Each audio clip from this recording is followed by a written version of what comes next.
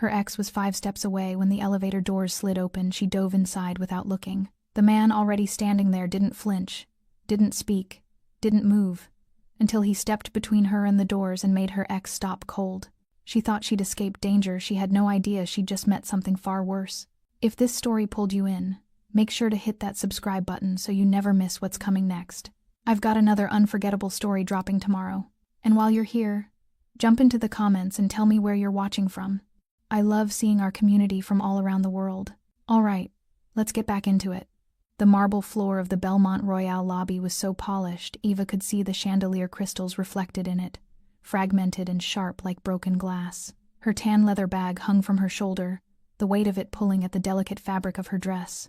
She clutched it tighter, focusing on the pressure against her ribs, anything to distract from the knot tightening in her stomach. She'd been at the charity gala upstairs for less than an hour. A last-minute invitation from a client who needed her event planning expertise on display. The kind of networking opportunity she couldn't refuse, even though every instinct had screamed at her to stay home. Now, leaving early with a headache she'd manufactured as an excuse, all she wanted was to reach the lobby, call a car, and disappear into the cold December night. The lobby stretched before her like an impossible distance, all dark wood paneling and golden sconces that made everything feel too warm, too close. The air smelled like leather and something floral, expensive and suffocating. Her heels clicked against that perfect floor, each step announcing her presence, marking her as visible when all she wanted was to be invisible. She kept her head down, counting the distance. 40 feet to the elevators. Then she could escape to the street level, slip into a cab, and return to the small, safe world she'd built. 40 feet. She could survive that.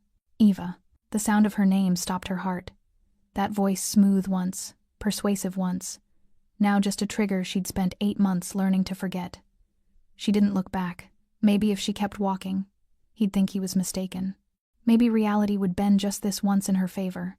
Maybe the man she'd spent 2 years rebuilding herself away from would simply let her go. Eva, wait. I know you heard me. Footsteps behind her now, fast and deliberate. Her breath caught as she gripped her bag tighter and walked faster, the flowing skirt of her dress swishing around her legs. 20 feet to the elevators, just 20 more feet. The brass elevator doors gleamed ahead like a finish line. Don't you dare walk away from me. His hand closed around her upper arm, yanking her backward hard enough that she stumbled in her heels. Paul stood exactly as she remembered him. Sandy hair, perfectly styled, blue eyes that had once looked warm but now just looked entitled. He wore a black suit she'd never seen before. Probably bought for tonight's gala. Probably paid for by his parents since he'd never managed to keep a job longer than 6 months.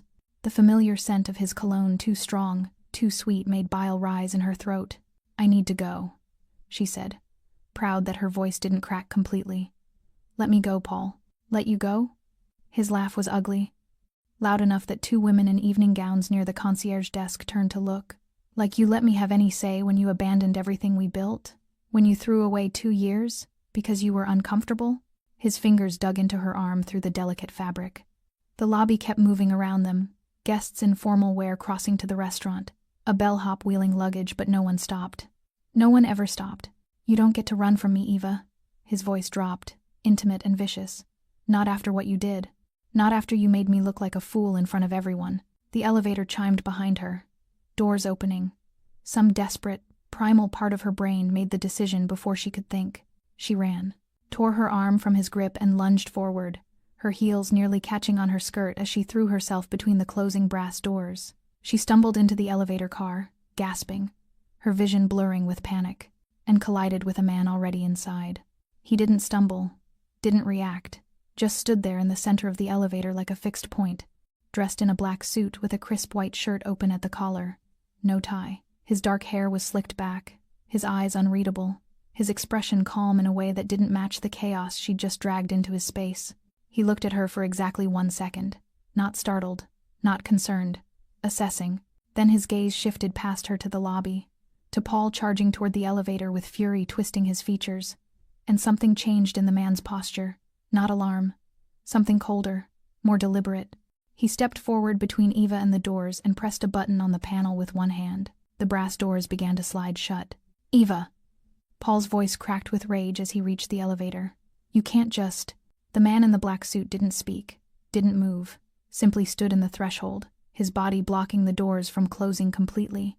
and looked at Paul with the kind of stillness that made the air feel heavy. Paul stopped. Actually stopped, 3 feet from the elevator, his hand half raised. For the first time in 2 years, Eva saw something unfamiliar cross his face. Uncertainty. The man in black tilted his head slightly, barely a movement, and Paul took a step back. Then the doors closed. The world went silent except for Eva's ragged breathing and the mechanical hum of the elevator beginning to ascend. She pressed herself against the back wall, one hand steadying herself against the polished brass rail, her heart hammering so hard she thought she might be sick. The man turned away from the doors and faced the panel, his hands clasped loosely in front of him like nothing unusual had just happened. Eva tried to steady her breathing, tried to find words, an apology, an explanation, something. But before she could speak, he pressed the button for the 23rd floor without hesitation, then glanced at her with those unreadable dark eyes, and said in a voice like iron wrapped in silk, "You're Eva Lewis." Not a question, a statement. Her name in his mouth like he'd already known it, like he'd been expecting her. She hadn't told him her name. The elevator continued its smooth ascent, the numbers climbing on the digital display above the doors. Eva's pulse thundered in her ears as she stared at the man who had just stepped between her and Paul without a word, without hesitation, without fear. A man who somehow already knew exactly who she was. The elevator climbed in perfect silence, each floor marked by a soft chime that seemed too loud in the confined space. Eva's breathing was the only other sound, ragged, uneven, embarrassingly obvious. She pressed harder against the back wall, her fingers white-knuckled around the brass railing, trying to make herself smaller in a space that suddenly felt far too intimate. The man in the black suit hadn't moved since the doors closed. He stood facing the panel, hands still clasped in front of him, his posture relaxed in a way that felt deliberate, controlled, like standing in an elevator with a panicking woman in an evening gown was something he encountered every Tuesday. Outside, through the crack between the doors, Eva could still hear Paul, muffled now, but unmistakable, his voice raised, angry, demanding someone do something. The concierge's reply was too quiet to make out, but Paul's response carried clearly, "I know she's in there. Stop that elevator." The man beside her didn't react, didn't even glance toward the sound. Eva's heart hammered against her ribs. She should say something, apologize for bursting into his space, for dragging her chaos into his evening, for existing in a way that required him to intervene. But the words stuck in her throat, trapped behind the panic still clawing at her chest. "Floor 12, 13, 14. I'm sorry," she finally managed, her voice barely above a whisper. "I didn't mean to." "You didn't mean to run." His voice cut through her apology like a blade, smooth and precise. He still didn't turn around. "Or you didn't mean to need to." Eva's breath caught. The question hung in the air between them, sharp and uncomfortable. She didn't know how to answer that. Didn't know if she was supposed to. "Floor 17, 18. He turned then, finally, and the movement was so fluid it seemed choreographed. His dark eyes settled on her with the same assessing quality as before, but closer now, more deliberate. He wasn't looking at her dress or her disheveled hair or the way her hands trembled against the railing. He was looking at her, through her, reading something she didn't know she was showing. "He's done this before," the man said. Not a question this time either. A conclusion. Eva's throat tightened. She wanted to lie, to deflect, to maintain some shred of privacy in front of this stranger who somehow already knew her name. But something about the weight of his gaze, the absolute certainty in his tone, made lying feel pointless. "Yes," she whispered. He nodded once, a small, efficient movement, like she'd confirmed something he'd already suspected. Then he reached into his jacket. Eva's body tensed instinctively and pulled out a phone. Expensive, sleek, the kind of device that probably cost more than her rent. He pressed a button and held it to his ear. Ground floor. Man in a black suit, sandy hair, making a scene near the elevators. His voice was calm, almost bored. "Remove him from the property." Quietly. A pause. Eva could hear a tinny voice responding on the other end, too muffled to make out words. "I don't care what he wants," the man continued, his eyes still on Eva. "He's trespassing. If he resists, call the police. If he complies, escort him to the street and inform him he's no longer welcome at the Belmont Royale." Another pause. "Yes, permanently." He ended the call and slipped the phone back into his jacket, all without breaking eye contact. Eva stared at him, her mind struggling to process what had just happened. You can't just, he was a guest at the gala upstairs. He has every right to. No. the man said simply. He doesn't. The elevator chimed. Floor 23. The doors slid open onto a corridor that looked nothing like the lobby, darker, quieter, with thick carpet and walls covered in what looked like original art. The man stepped out, then turned back to look at her, one hand holding the door open. This floor is private, he said. You'll be safe here, while security handles your situation. Eva didn't move. Her legs felt locked in place, her mind still trying to catch up to everything that had happened in the last 3 minutes. I don't understand. How do you? Why would you? Your name, he said, cutting through her stammering, is Eva Lewis. You're 28. You run a small event planning consultancy out of an office on 7th Street. Tonight you attended the Street, Catherine's Foundation Gala as a guest of Catherine Morrison, who hired you to coordinate her daughter's wedding last spring. Each fact landed like a stone dropping into still water. Eva's blood turned cold. You left your previous employer 18 months ago, he continued, his tone never changing, never rising. Before that, you lived with a man named Paul Simons for 2 years. You left that relationship 8 months ago. Filed a police report 3 months later when he showed up at your office. Restraining order denied due to insufficient evidence of immediate threat. Eva couldn't breathe. Couldn't think. The corridor behind him seemed to tilt, the expensive carpet and soft lighting suddenly oppressive instead of elegant. How do you know that? The question came out, strangled, desperate. How do you know any of that? He stepped fully out of the elevator, letting the doors begin to close, then pressed a button on the outside panel that made them open again. An invitation, or a command. Eva wasn't sure which. I know, he said quietly, because I own this building. And when a man behaves the way yours did in my lobby, I make it my business to know exactly who's involved. The elevator chimed softly, a warning that the doors wanted to close. My name is Cesar Castro, he continued. And you can get out of the elevator now, Eva, or you can go back down and handle your ex-boyfriend yourself. But if you choose the latter, you should know he's still in the lobby. And he's getting louder. As if on cue, a distant shout echoed up the elevator shaft. Paul's voice, furious and demanding, the words unintelligible but the rage unmistakable. Eva looked at the man Cesar Castro standing in the corridor like he had all the time in the world. Like her decision mattered, but her fear didn't. Like he'd already decided what would happen next and was simply waiting for her to catch up. She stepped out of the elevator. The doors closed behind her with a soft, final whisper. The corridor stretched in both directions, silent and plush, the kind of space designed for people who valued privacy more than they valued warmth. Recessed lighting cast soft pools of gold along the dark walls, and the carpet beneath Eva's heels was so thick it swallowed sound completely. Cesar Castro walked ahead of her, his stride measured and unhurried, like he'd done this 1,000 times before. Like leading frightened women out of elevators was just another Tuesday evening task. Eva followed because she didn't know what else to do. Her mind was still reeling, trying to piece together how a stranger, a man she'd collided with less than 5 minutes ago, knew the details of her life down to the street address of her office, down to the name of the client who'd invited her tonight. He stopped at a door near the end of the corridor, produced a key card from his jacket, and pushed it open without ceremony. The room beyond was an office, masculine, minimalist, and expensive in the way only truly wealthy people could achieve.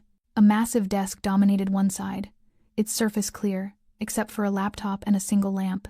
Floor-to-ceiling windows took up the opposite wall, offering a view of the city that made Eva's breath catch despite everything else. Cesar gestured toward a leather chair positioned in front of the desk. Sit. It wasn't a request, but it wasn't cruel either, just direct. Eva hesitated, then lowered herself into the chair, grateful to be off her feet. Her legs were shaking, a delayed reaction to the adrenaline finally wearing off. Cesar moved to the windows, his back to her, and pulled out his phone again.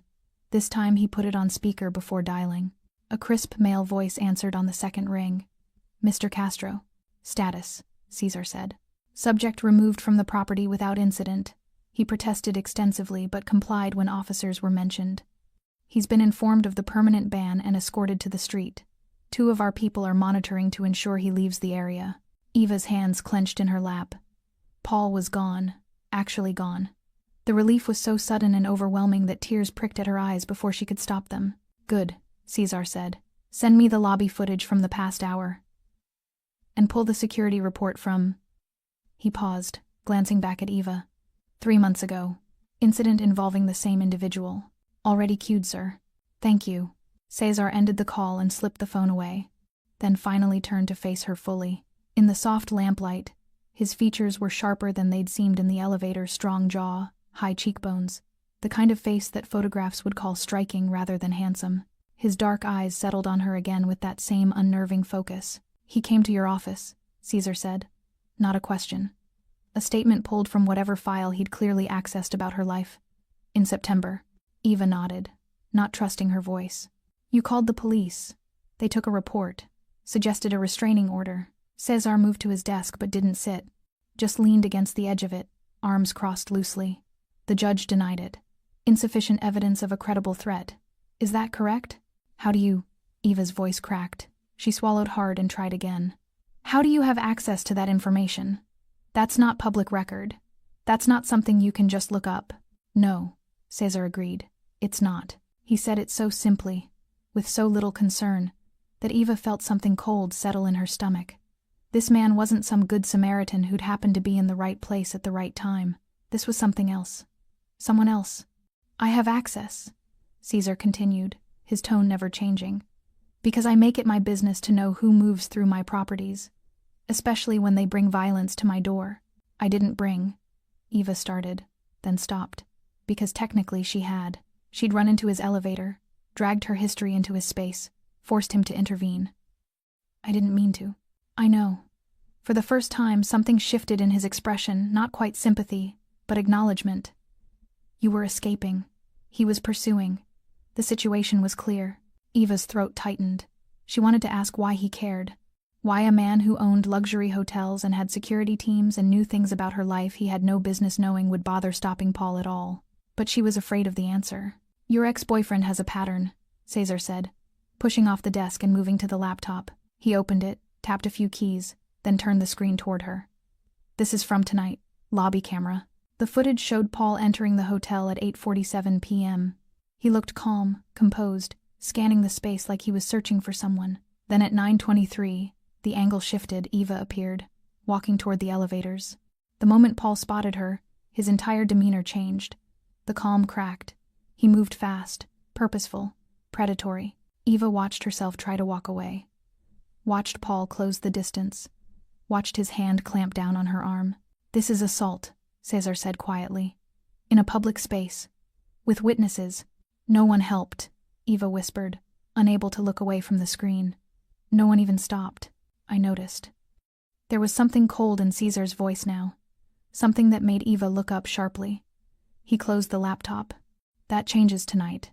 "What does that mean?" "It means Paul Simons is no longer welcome at this hotel, or any property I own. It means if he attempts to contact you here again, it will be treated as trespassing and handled accordingly." Cesar's eyes met hers, direct and unwavering. "It means you have protection, whether you asked for it or not." Eva's heart hammered in her chest. Protection. The word should have brought comfort. Instead, it brought a different kind of fear, the kind that came from realizing she'd traded one form of danger for something she didn't understand at all. "I don't need protection," she said, even though it was a lie, even though she'd spent 8 months looking over her shoulder, changing her routines, avoiding places Paul might find her. "I need to go home." "You will," Caesar said. "My driver will take you. But first, I need your phone number." Eva blinked.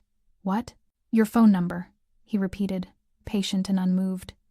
"So I can contact you if the situation escalates." "It won't." "It will." Caesar pulled out his phone, ready to enter the information. Men like Paul don't stop because they're asked nicely. They stop when stopping is the only option left. Eva didn't go home that night thinking she'd hear from Cesar Castro again. She'd given him her number, what choice did she have? And accepted the ride in the sleek black car that had been waiting at the hotel's private exit. The driver hadn't spoken, hadn't asked questions, had simply delivered her to her apartment building in the kind of efficient silence that felt rehearsed, professional. She'd climbed the stairs to her third-floor walk-up, locked the door behind her, and stood in her small kitchen for 20 minutes trying to process what had happened. Paul's face twisted with rage, the elevator doors closing, Caesar's voice saying her name like he'd known it all along. "I own this building." She'd barely slept. Every sound in the hallway made her flinch. Every car door closing on the street below made her heart race. But Paul didn't come. Didn't call. Didn't text. For the first time in 8 months, the silence felt absolute. By morning, she'd almost convinced herself it was over. that Paul had finally been humiliated enough to leave her alone. That Cesar Castro's intervention had been a one-time occurrence, a brief collision of their worlds that would never repeat. Then her phone rang. Unknown number. Eva stared at the screen for 3 rings before answering, her stomach already twisting with dread. Miss Lewis. Cesar's voice, unmistakable even through the phone line. Calm, measured, like calling her at 9 in the morning was perfectly ordinary. Good morning. Eva sank onto her couch, still in her pajamas, her coffee forgotten on the counter. Mr. Castro. Cesar, he corrected. We're past formalities. I think. She didn't know what to say to that. Didn't know what protocol existed for speaking to a man who'd compiled a security dossier on her life without permission. I'm calling, Cesar continued when she didn't respond, because there's been a development. Eva's chest tightened. What kind of development? Paul Simons contacted the hotel this morning. He demanded to speak with management about last night's incident. He claimed you attacked him. That security removed him unlawfully. That he's considering legal action. The coffee Eva hadn't drunk threatened to come back up anyway. That's not he grabbed me. You saw the footage. You said it was assault. It was, Cesar said, his tone unchanged. Which is why I forwarded the footage to the police along with a formal complaint. Your ex-boyfriend won't be pursuing legal action, but he will be escalating. Eva pressed her hand against her forehead, trying to breathe through the panic clawing up her throat. What does that mean? It means men like Paul don't accept losing. There was something almost clinical in the way Cesar said it, like he was explaining a simple fact of nature. He was humiliated last night. In public. In front of witnesses. He'll need to reclaim that power. And the easiest target for that is you. So what am I supposed to do? Eva heard her voice crack and hated it. Hide? Move? Pretend my life didn't just get turned inside out? No. The word was firm. Final. You accept my offer. Eva went still. What offer? Protection. Real protection. Not a police report that goes nowhere. Not a restraining order a judge won't grant. Actual. Physical safety that doesn't depend on Paul's willingness to comply with rules he doesn't respect. I don't understand what you're... I need a public partner. Cesar's voice cut through her confusion like a blade through silk. Someone to attend events with me. Someone credible, intelligent, presentable. Someone who can help manage the social expectations that come with my position. Eva's mind went blank. You want to hire me? No. I want to offer you an arrangement. You need safety. I need a partner who understands discretion. We can help each other. The words landed heavy and surreal. Eva stood up from the couch, pacing to the window, staring down at the street below where normal people were living normal lives. This is insane. You don't even know me. I know enough. There was no hesitation in his voice. No doubt. I know you're intelligent, self-sufficient, capable of navigating high-pressure situations without falling apart. I know you need protection from a man who won't stop until he's forced to stop. And I know... He paused, and for the first time, Eva heard something almost human in his tone. I know what it's like to need safety and have nowhere to find it. Eva closed her eyes. What exactly would this arrangement involve? Public appearances, events, dinners, galas like last night. You'd attend as my partner. In return, you'd have access to my security, my resources, my influence. Paul Simons would learn very quickly that touching you means consequences he can't afford. And what do you get out of this? Eva's voice was barely above a whisper. Besides someone to smile at charity events? Legitimacy. The word was simple, honest. I run businesses that depend on public perception. Having someone like you educated, professional, unthreatening, helps soften certain aspects of my reputation. Certain aspects. Eva's stomach turned. What kind of businesses? The legal kind. There was the faintest hint of amusement in his voice. I own hotels, real estate, security firms. Nothing that should concern you. But the way he said it made her think there was plenty that should concern her. Plenty he wasn't saying. This is a terrible idea, Eva said. But even as the words left her mouth, she knew she was considering it. Because what other choice did she have? Wait for Paul to show up at her office again? At her apartment? Hope that next time someone would actually intervene before it got worse? It's a practical one, Cesar corrected. You stay safe. I get a partner who understands the terms. No confusion. No expectations beyond what's agreed upon. And when Paul moves on, when he finally leaves me alone, then the arrangement ends. Cesar's voice was steady, businesslike. But men like Paul don't move on, Eva. They escalate. And I'd rather you be protected when that happens than reading about it in a police report 3 months from now. Eva stared at her reflection in the window, exhausted, scared, trapped in a life that felt smaller every day Paul stayed in it. I need time to think, she said. You have until tonight. Not cruel, just factual. After that, Paul will have had enough time to plan his next move. And I'd prefer you not face it alone. The line went dead. Eva stood at the window, phone clutched in her hand, and wondered if she'd just been offered salvation or something far more dangerous. Eva spent the day trying to convince herself she had a choice. She made coffee she didn't drink, opened her laptop 3 times and closed it without typing a word, stared at her phone like it might offer answers instead of just more questions. By noon, she'd paced her small apartment so many times she'd memorized every creak in the floorboards. You have until tonight. Caesar's words played on repeat in her mind, calm and absolute. Not a threat, just a fact. By tonight, Paul would have regrouped. By tonight, whatever humiliation he'd felt at the Belmont Royale would have fermented into something uglier, more determined. She knew how this worked. Had lived it for 2 years before she finally escaped. At 2 p.m., her phone buzzed. Text from an unknown number. Paul called your office. Told your assistant he's your fiancé and needs to speak with you urgently about a family emergency. Thought you should know. See. Eva's blood went cold. She immediately called her assistant, Melissa, who answered on the first ring. Oh, thank God, Melissa said, her voice tight with worry. Some guy just called saying he was your fiancé and that your mom was in the hospital, but you told me you weren't seeing anyone and he sounded off. Really pushy.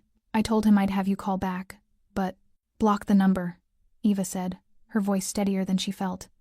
If he calls again, don't engage. Just hang up. Eva, what's going on? Are you okay? I'm fine. It's complicated. I'll explain later. She ended the call and stared at her phone, hands trembling. Paul was already escalating, already trying new tactics. And if he'd called her office, what else had he tried? Her landlord? Her clients? Another text came through.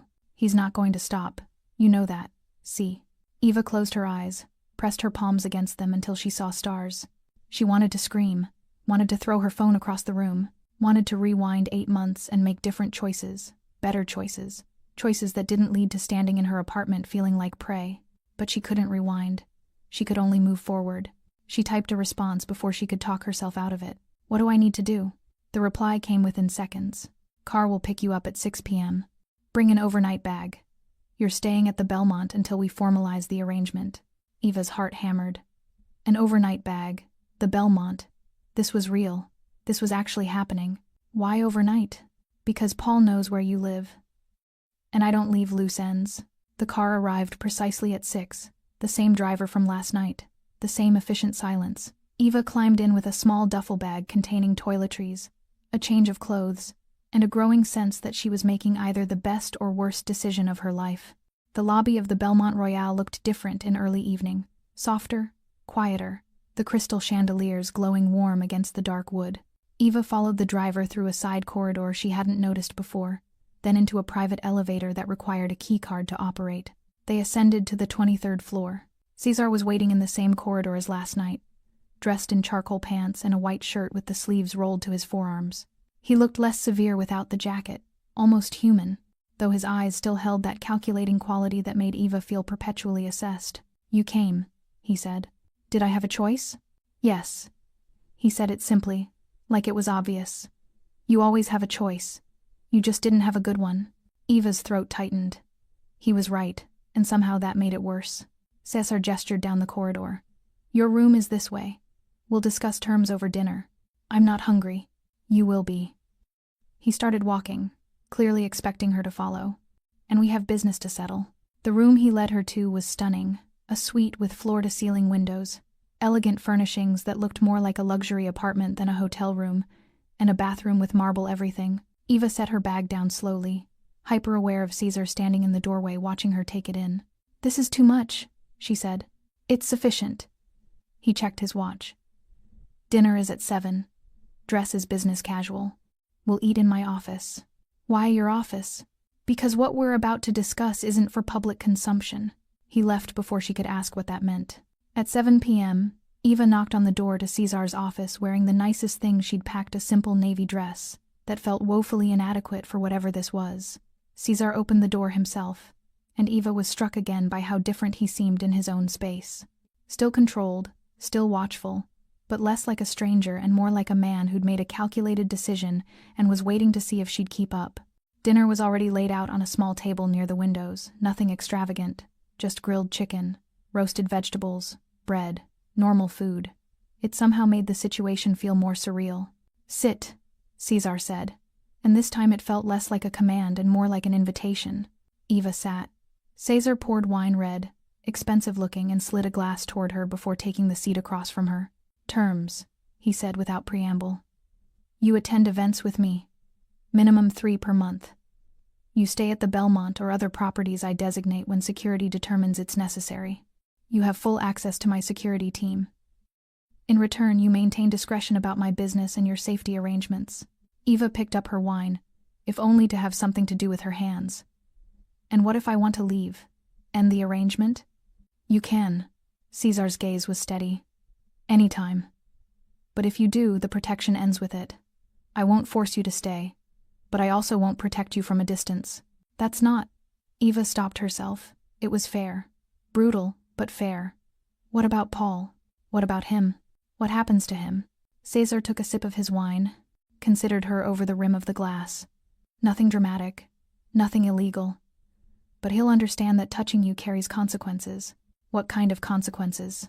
"The kind that makes him reconsider his priorities." Cesar set his glass down. "You don't need details. You just need to trust that he'll leave you alone." "I don't know you," Eva said quietly. "How can I trust you?" "You can't." The honesty was jarring. "But you can trust that I keep my agreements, and that I have no interest in letting Paul Simons continue to be a problem." Eva stared at the wine in her glass, watching the light catch in the dark liquid. This was insane.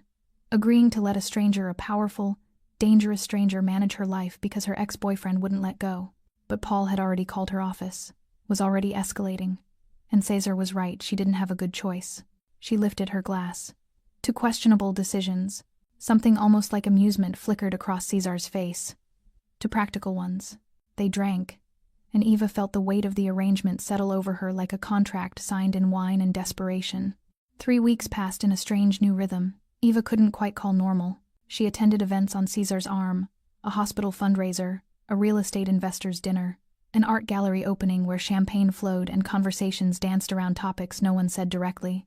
She smiled, made small talk with people whose names she forgot immediately, stood beside Cesar while he conducted business in the language of handshakes and careful eye contact. He was always polite, always professional, never touched her beyond what was necessary for appearance, a hand at her lower back, guiding her through a crowd, his palm briefly against hers during introductions. He never asked her personal questions, never pretended this was anything other than what it was, a transaction. And Paul had gone completely silent. No calls, no texts, no appearances at her office. It was like he'd been erased from her life with surgical precision, and Eva didn't know whether to feel relieved or disturbed by how thoroughly Cesar had kept his word. She'd asked once, 4 days into the arrangement, what had happened. Cesar had been reviewing contracts at his desk, hadn't even looked up. Paul Simons accepted a position in Seattle. He starts Monday. He wouldn't just leave, Eva had said. His entire life is here. His entire life was here. Cesar had finally glanced up, his expression neutral. Now it's more practical for him to be elsewhere. Eva hadn't asked again. She told herself it was freedom, that this was what safety looked like when someone with actual power decided to provide it. But late at night, alone in her suite at the Belmont, because Cesar insisted she stay there until Paul was permanently relocated, she couldn't shake the feeling that she'd traded one cage for another. A prettier one, certainly. A safer one. But still. Then everything changed on a Tuesday. Eva was working in the hotel's business center, reviewing proposals for an upcoming wedding she was coordinating, when her phone buzzed. Text from Cesar. "Come to my office. Now." No explanation. No context. Just the command.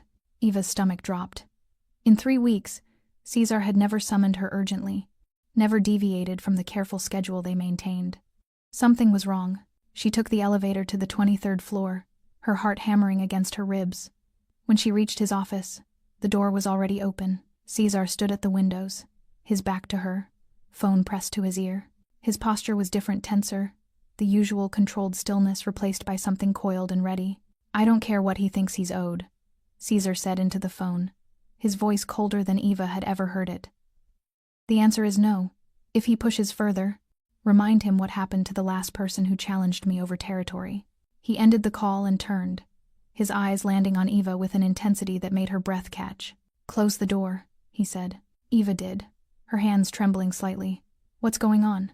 Caesar crossed to his desk, pulled up something on his laptop, then turned the screen toward her. Security footage.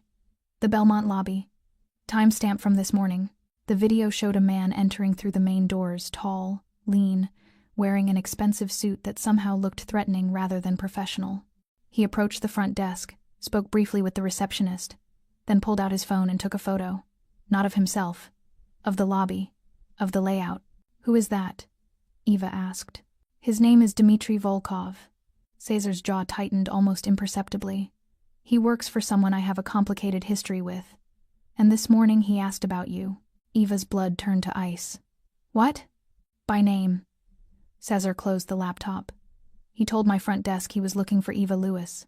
Said he had a delivery for you. When they told him you weren't registered as a guest, he asked if you'd been in recently. Asked who you were here with." Eva's legs felt weak. She gripped the back of the chair in front of Caesar's desk. "Why would someone be looking for me?" "Because you matter to me." Caesar said it plainly, without emotion, but the words hit like a physical blow. "Or rather because you've been seen with me often enough that you're now perceived as leverage." "Leverage." Eva repeated the word, trying to process it. "Leverage for what?" "A territorial dispute. Business that doesn't concern you directly, but..." Caesar stopped, ran a hand through his hair in a gesture that looked almost frustrated. Almost human. "I have rivals, people who would prefer I didn't maintain control over certain aspects of this city's infrastructure. They can't touch me directly, so they look for pressure points, weaknesses. I'm not," Eva's voice cracked. "I'm not your weakness. We barely know each other. This is just an arrangement. They don't know that." Caesar moved around the desk, closing the distance between them until he was standing close enough that Eva could smell his cologne, subtle, expensive, grounding. "They see you at my side. They see me provide protection. They assume attachment. And assumption is enough." Eva's mind raced. This was supposed to be safety, protection from Paul, a simple transaction. Now she was a target for people she'd never met, caught in a game she didn't understand. "What do they want?" she whispered. "To send a message. To test my limits." Caesar's eyes held hers, dark and unreadable. "To see if I'm willing to protect what's mine. I'm not yours." "No." Something flickered in his expression, acknowledgement, maybe, or regret. "But they think you are, which means you're in danger regardless of the truth." Eva pulled away, paced to the windows, stared down at the city sprawling below. 3 weeks ago, her biggest problem was an ex-boyfriend who wouldn't let go. Now she was leverage in a power struggle between men who operated in worlds she'd only ever glimpsed from the outside. "What happens now?" she asked, her reflection ghostly in the glass. "Now I send you somewhere safe, temporarily." Caesar's voice was closer than she expected. She turned to find him standing a few feet away, hands in his pockets, looking more uncertain than she'd ever seen him. "I have a property upstate, private, secure. You'll stay there until I resolve this." "For how long?" "A week, maybe 2. "And what about my life? My work?" "I have clients, Caesar. Obligations. I'll handle it." He said it with such absolute certainty that Eva almost believed him. "Your clients will be told you're dealing with a family emergency. Your assistant will be compensated for the additional workload. Everything will be managed. You can't just manage my life like..." "I can." Caesar cut through her protest, his voice firm but not cruel. "Because the alternative is you staying here and becoming a target. And I won't allow that." "You won't allow it?" Eva's fear crystallized into anger. "I'm not yours to allow or disallow. I'm not property you get to move around like..." "You're right." The admission stopped her cold. Caesar stepped closer, and for the first time, she saw something raw in his expression, something almost like fear. "You're not mine, but you're under my protection, and that means when someone threatens you to get to me, I respond, not because you belong to me, but because I gave my word to keep you safe." Eva's throat tightened. "This isn't what I signed up for." "I know." Caesar's voice dropped quieter now. "Genuine. And if you want to end the arrangement right now, I'll understand. But if you do, I can't protect you. The threat doesn't disappear just because we terminate our agreement. You'll still be the woman they saw with me. Still be the pressure point they identified. The trap closed around her with perfect, inescapable logic. Stay and be sent away to some hidden property like a piece on a chessboard. Leave and face consequences from people who saw her as nothing more than a tool to hurt someone else. When do I leave? She asked finally, defeated. Tonight. My driver will take you. Eva nodded, unable to trust her voice. She turned toward the door, needing distance, needing air, needing something that felt like choice in a situation where she had none. Eva. She stopped but didn't turn around. I'm sorry, Caesar said quietly. This is my fault. My world. You shouldn't have to pay for it. Eva looked back at him then, standing in his immaculate office with his carefully controlled expression cracking just enough to show the man underneath. A man who wielded power like a weapon but couldn't protect her from the consequences of standing too close. Neither should you, she said, and left before he could respond. The property upstate wasn't what Eva expected. She'd imagined something cold and institutional, a safe house with reinforced doors and security cameras, a place designed for hiding rather than living. Instead, the car had delivered her to a sprawling estate tucked into wooded hills, all stone and glass and carefully manicured grounds. The main house was warm, filled with comfortable furniture and soft lighting.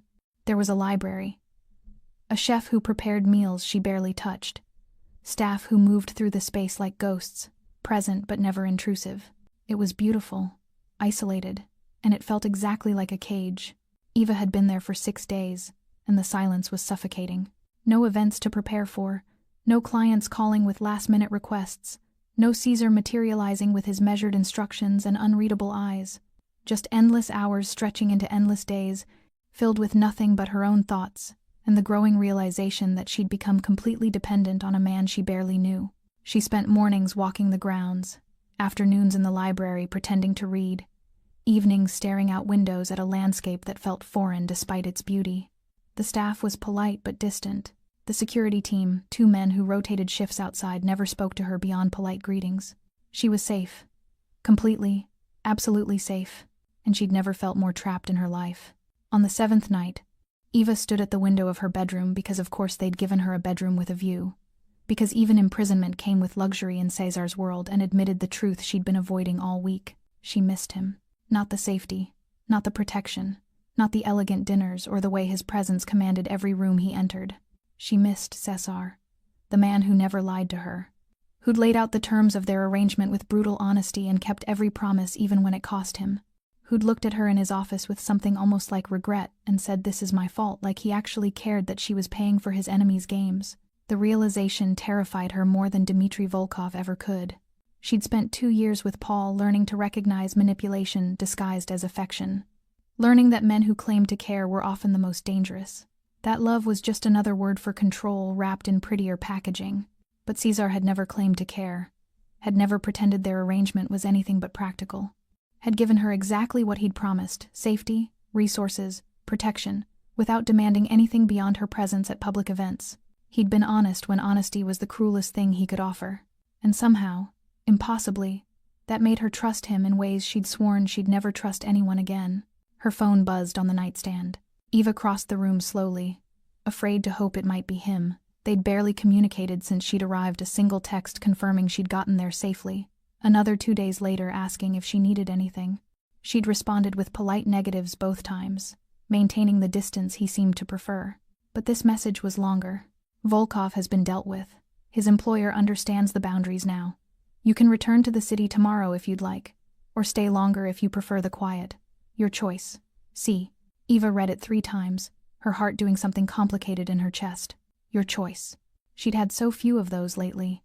Every decision in the past month had been made under duress, driven by fear or necessity or the suffocating weight of circumstances she couldn't control. But this felt real. He was giving her an actual choice: trust that the threat had passed and return to the city, or stay here in beautiful isolation until she felt ready. She typed a response before she could overthink it. What happened to him? The reply came quickly. Nothing permanent. Just a clear conversation about consequences. Are you okay? The typing indicator appeared, then disappeared. Appeared again, finally.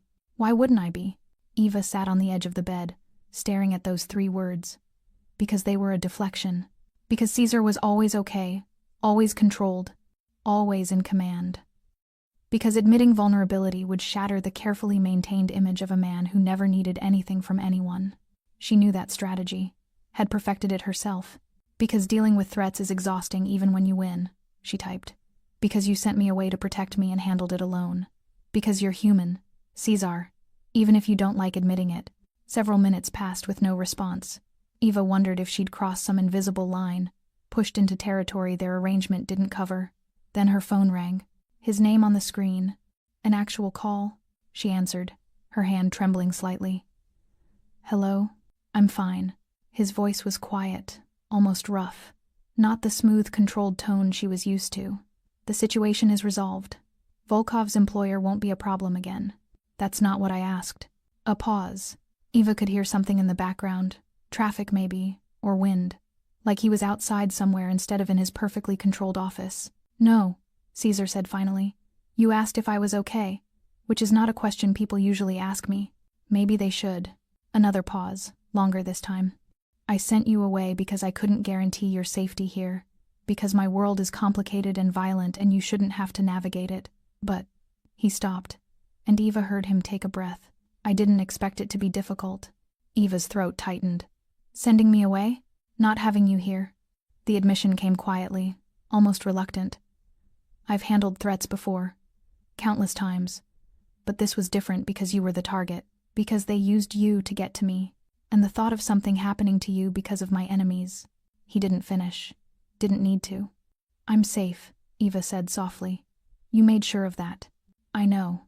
But knowing you're safe, and knowing you're here, are apparently different things. Eva closed her eyes, pressed her hand against her chest where her heart was doing that complicated thing again. This was dangerous. This feeling creeping through her defenses like water finding cracks in a foundation. This want that had nothing to do with safety, and everything to do with the man on the other end of the line who'd just admitted he'd missed her without using those words. I want to come back, she said. You don't have to. The house is yours as long as you need it. I know, but I want to come back anyway. Silence. Then, tomorrow? Tonight. Eva stood up, already mentally packing. Send the car. I'll be ready in 20 minutes. Eva, you said it was safe. You said Volkov was dealt with. Were you lying? No. Then send the car, Caesar. Another pause, then something that almost sounded like relief. It'll be there in 30 minutes. The line went dead. Eva stared at her phone, at the blank screen that had just connected her to a man who'd somehow become more than an arrangement, more than protection, more than the practical solution to a problem she couldn't solve alone. She was in trouble. Real trouble. The kind that had nothing to do with ex-boyfriends or territorial disputes, and everything to do with the way her pulse quickened when she heard his voice. But for the first time in 8 months, maybe longer, Eva didn't want to run from it. She wanted to run toward it instead. The drive back to the city felt longer than Eva remembered, every mile stretching with anticipation she didn't want to name. She sat in the back of the car watching darkness blur past the windows, her hands folded in her lap to keep them from shaking. She was going back. By choice. To a man who'd just admitted he'd missed her. The implications terrified her. When the car finally pulled up to the Belmont Royale's private entrance, Eva's heart was hammering so hard she thought the driver might hear it. But he simply opened her door with the same efficient silence as always, handed her bag to a waiting bellhop, and disappeared into the night. The lobby was quiet at this hour just after 11 p.m. The chandeliers dimmed to a soft glow that made everything feel suspended, dreamlike. Eva expected to be escorted to her suite, to wait until morning to see Caesar, to have time to prepare herself for whatever came next. Instead, he was standing near the elevators, still in the same dark suit from earlier, though his jacket was off and his white shirt sleeves were rolled up. He looked tired in a way she'd never seen before, not exhausted, but worn, like the past week had cost him something he didn't usually spend. Their eyes met across the lobby, and Eva forgot how to breathe. He didn't smile, didn't move, just watched her approach with that same assessing intensity, except now she could see something else beneath it, something that looked almost like relief. You came back, he said when she reached him. You asked me to. I gave you a choice. I know. Eva shifted her bag on her shoulder, suddenly nervous in a way she hadn't been even that first night running from Paul. I chose this. Something shifted in Cesar's expression, tension releasing, walls lowering just slightly.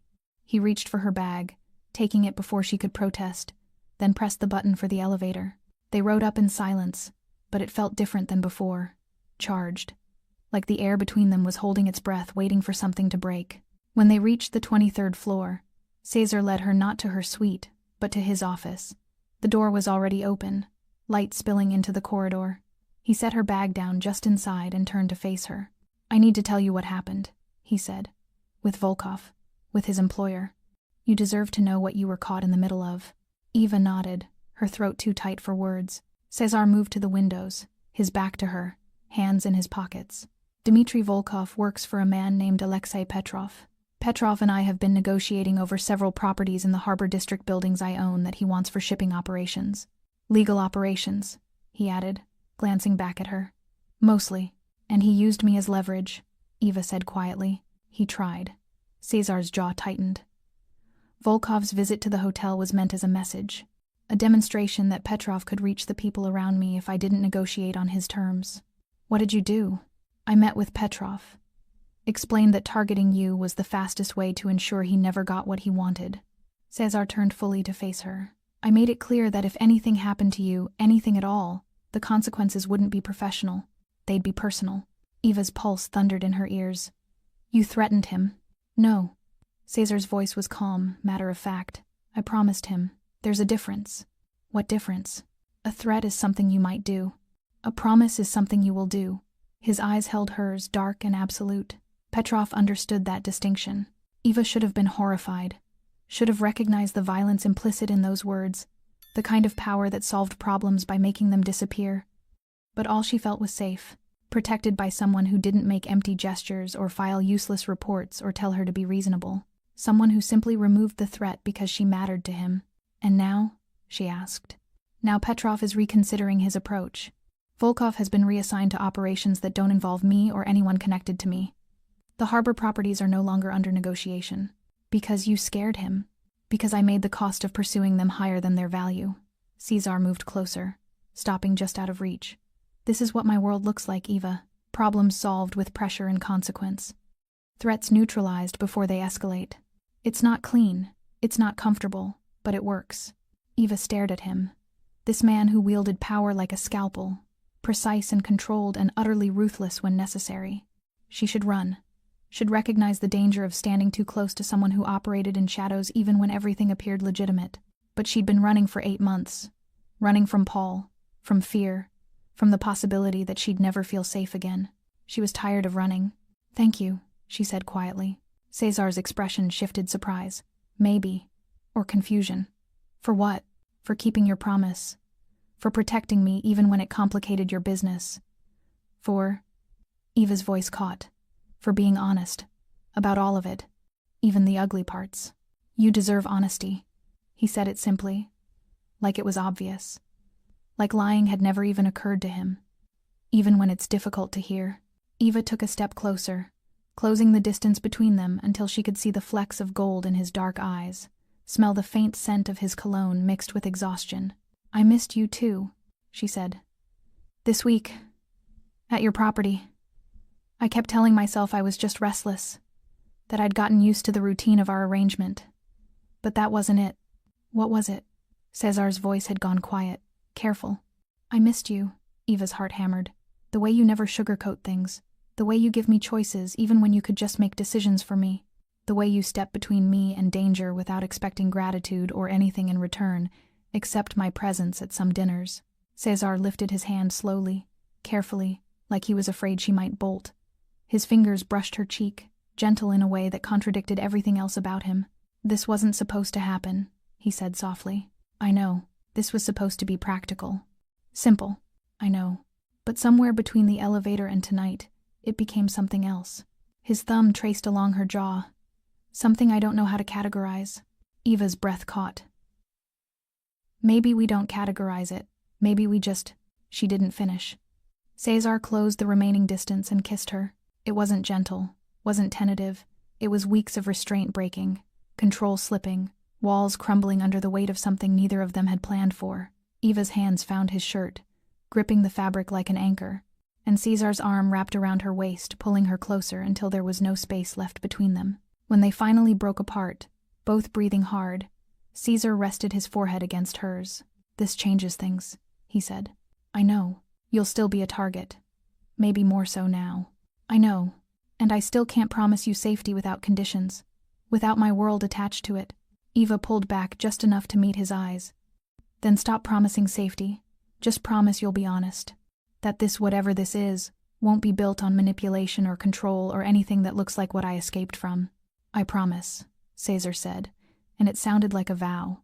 Eva woke the next morning in her own suite, alone but not lonely. She'd left Caesar's office near 2 a.m., both of them reluctant to separate but needing space to process what had shifted between them. He'd walked her to her door, kissed her once more, softer this time, like a promise, and told her to sleep. She hadn't slept much, had spent most of the night replaying the feeling of his hands on her waist, his voice saying this changes things, like he was both warning her and hoping she wouldn't run. Now, standing at her window watching morning light break over the city, Eva felt something she hadn't experienced in years. Anticipation without dread. Want without fear attached to it. Her phone buzzed. Text from Caesar. "Breakfast in my office? We should talk." Eva's stomach flipped. Talk could mean anything, could mean he'd reconsidered. That last night was a mistake driven by relief and proximity and emotions neither of them usually allowed themselves. That they should return to the arrangement as it was clean, transactional, safe. "Give me 20 minutes, she typed back. She dressed carefully, not for an event, just dark jeans and a cream sweater, her hair pulled back simply. If they were going to redefine whatever this was, she wanted to do it as herself, not as the polished version she presented at galas. When she knocked on Caesar's office door, he opened it himself. He'd changed 2 black pants and a dark gray shirt, no jacket. He looked less like the man who commanded hotel empires, and more like someone who'd also spent the night processing impossible feelings. "Come in," he said, stepping aside. Breakfast was laid out on the same small table where they'd discussed terms 3 weeks ago. Coffee, pastries, fruit. Normal things that felt surreal given what had happened last night. They sat. Caesar poured coffee with steady hands, but Eva noticed the tension in his shoulders, the way his jaw was slightly tight. He was nervous, actually nervous. The realization made her own anxiety ease slightly. "I didn't plan last night," Caesar said finally, setting down his cup. I don't usually lose control like that." "Did you want to?" Eva asked quietly. "Lose control?" His eyes met hers, dark and honest. "Yes, for weeks now. But wanting something and acting on it are different things. I thought I could maintain the boundaries, keep this professional." "Why?" "Because you came to me running from a man who couldn't control himself, who used his feelings as justification for hurting you. I didn't want to be another man who—" He stopped, looked away. "Who took advantage of a power imbalance." Eva's throat tightened. "You think there's a power imbalance?" "I know there is." Caesar's voice was flat, certain. "I own this building. I employ your security. I have resources and connections you don't. The arrangement was supposed to protect you, not trap you in something else. And if I don't feel trapped?" Eva leaned forward. "If I chose to come back last night because I wanted to, not because I needed protection, then we need new terms." Caesar met her eyes again. "Because I won't continue something where you might be staying out of obligation or fear, or because you think leaving would cost you safety." Eva set down her coffee, her heart pounding. "What kind of terms?" "Honest ones." Caesar's expression softened slightly. "If this continues, if we continue, it has to be separate from the protection arrangement. You stay safe regardless of what happens between us. That's not negotiable. But anything else, anything personal, that's your choice. Every day. No contracts. No obligations." "That's not how you operate," Eva said. "You're a man who needs terms and conditions and clear boundaries." "I know." Something almost like vulnerability crossed his face. "But I'm trying to learn a different way. For you." The words hit Eva like a physical touch. This man who controlled everything, who solved problems with precision and power, was offering to let go of control because she needed him to. "I have terms too," she said. Caesar nodded. "Tell me. No secrets. If something in your world threatens me, I need to know immediately. Not after you've handled it. Not when you think I can handle hearing it. Immediately." "Agreed. And we communicate. Actually communicate. Not just logistics and schedules. If something bothers you, if I do something that crosses a line, you tell me.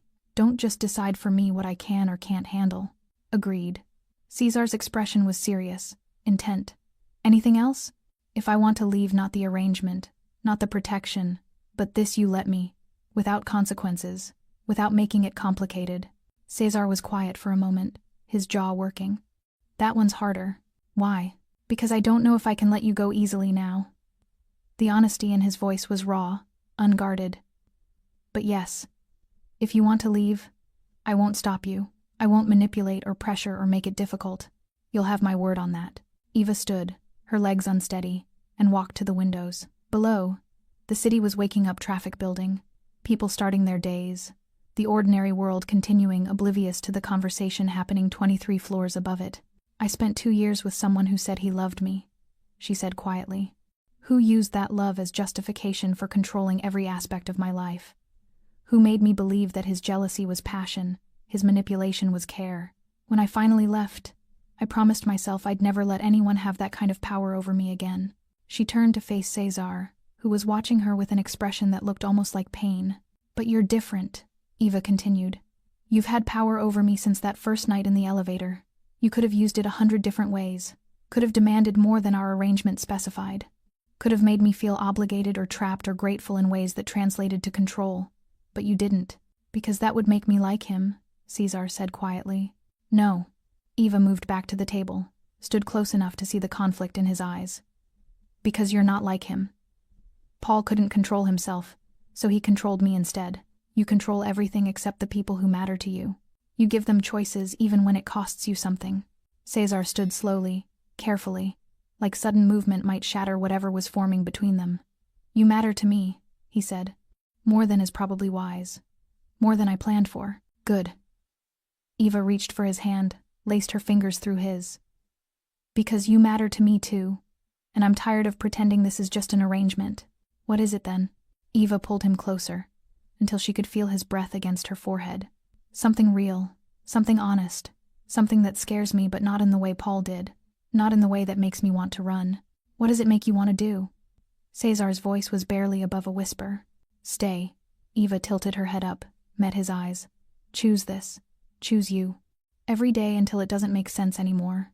Caesar's hand came up to cup her face, his thumb brushing across her cheek. And if it always makes sense, then I guess we figure out what forever looks like for two people who didn't plan on needing each other. He kissed her then slower than last night, deeper, like he was memorizing the feel of her, like he was making his own promise without words. When they finally pulled apart, Eva rested her head against his chest, listening to his heartbeat steady and strong beneath his shirt.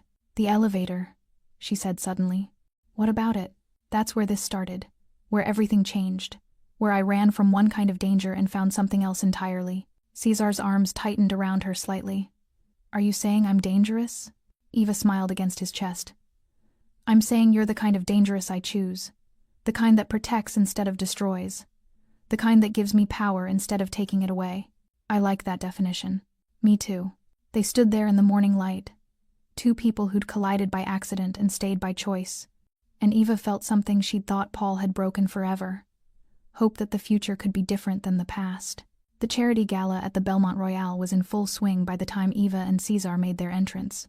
The same lobby where she'd run from Paul 2 months ago was transformed, flowers everywhere, champagne stations glittering under crystal chandeliers, men in tuxedos and women in evening gowns creating a sea of elegance and wealth. Eva wore midnight blue silk tonight, her hair swept up, her hand resting comfortably in the crook of Cesar's arm. He was devastating in his tuxedo, drawing eyes the moment they entered. But for once Eva didn't feel like she was fading into the background beside him. She felt like she belonged there. Nervous? Cesar murmured, leaning close enough that his breath brushed her ear. No, Eva said, and meant it. Should I be? Paul's name was on the original guest list. Eva's steps didn't falter.